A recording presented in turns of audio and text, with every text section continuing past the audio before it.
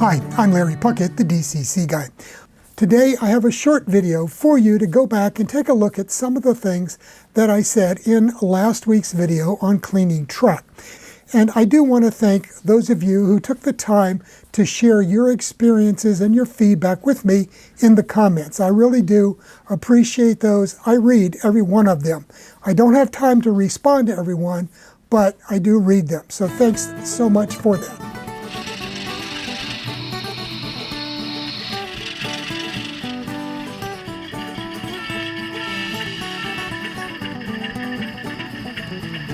Now, in last week's video, I didn't take a lot of time to do a deep dive into my reasoning behind all of the things that I said and the comments that I made, because it just would have turned that video into an hour-long dissertation, and I don't think any of you wanted to hear that.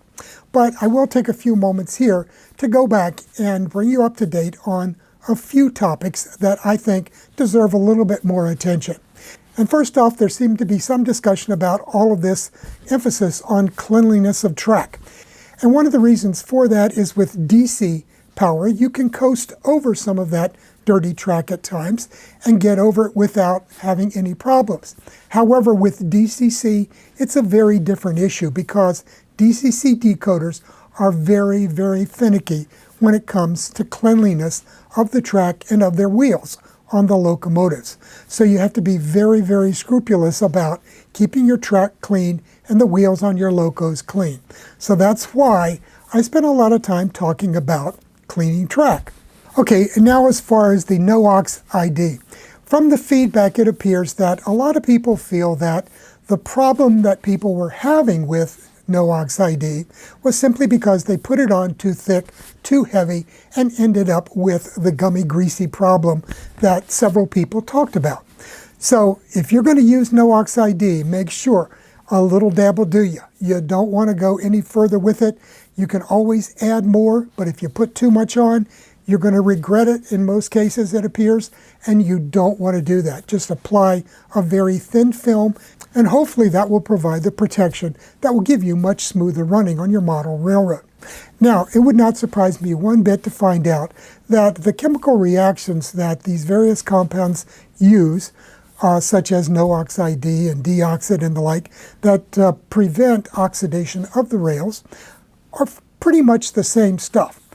They might not be identical, but they are probably going to be going about it in very much the same way. So it wouldn't surprise me one bit to find out that a lot of these compounds are equally effective at what they do with preventing oxides. In my opinion, though, it's important that you first clean the rails before you put this other stuff on, because you want to give it a chance to work.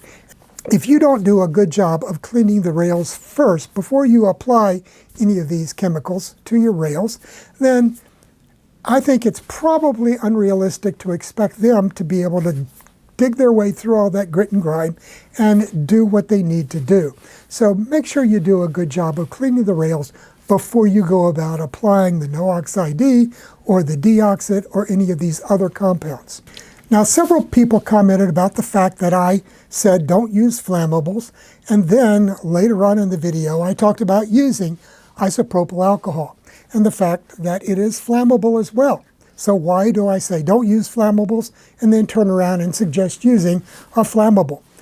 A lot of people recommended using mineral spirits. And, you know, as far as things go, mineral spirits is not that bad. The one thing I don't like about mineral spirits is it very often contains benzene. And I don't want to be sniffing benzene in my model railroad room. So that's why I specifically choose to go with isopropyl alcohol. From a toxic standpoint, I personally consider it safer. So it's up to you to do the research and decide whether you think isopropyl is safer to use or whether or not mineral spirits or whatever else you choose to use is actually less toxic and less flammable, or you want to come up with those trade-offs.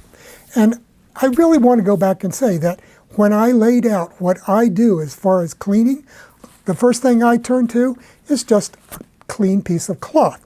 And I dust my rails with it and scrub them clean using one of these. And then I go to a piece of cork, and then I go to my masonite sliders, And finally, as a last resort, I will use the isopropyl alcohol on my rag and try to get it clean that way. And if things are really that difficult, I will finally turn to an abrasive like this Bright Boy from Microengineering. So basically then, I go from the safest method and the easiest method, a clean piece of cloth, to, the last resorts of going to some sort of organic solvent type compound. And for those of you that are really sold on using something like mineral spirits, you can purchase the highly refined artist grade versions that have had all of those toxics like benzene removed from them. So they are much, much safer to use from a toxics standpoint. They are listed as being combustible, not highly flammable as well. I still use isopropyl alcohol when I clean track in very, very difficult situations. If there's a lot of dried glue and a lot of dried paint on the track, then I might have to switch and go to isopropyl alcohol. But I always start with my rag first, my chunk of cork road bed, my piece of masonite, and finally the rag and some isopropyl. And if that doesn't work, I finally get out the Bright Boy. That's the absolute last result, because these things do leave micro scratches in your rails, and that will tend to provide places for dirt and dust and the like oil to collect and build up over time. Now finally, another subject that came up in a few comments dealt with the type of metal that makes up the rails, and the fact that in the good old days, back as late as the 1960s and early 70s, companies were still making brass rail.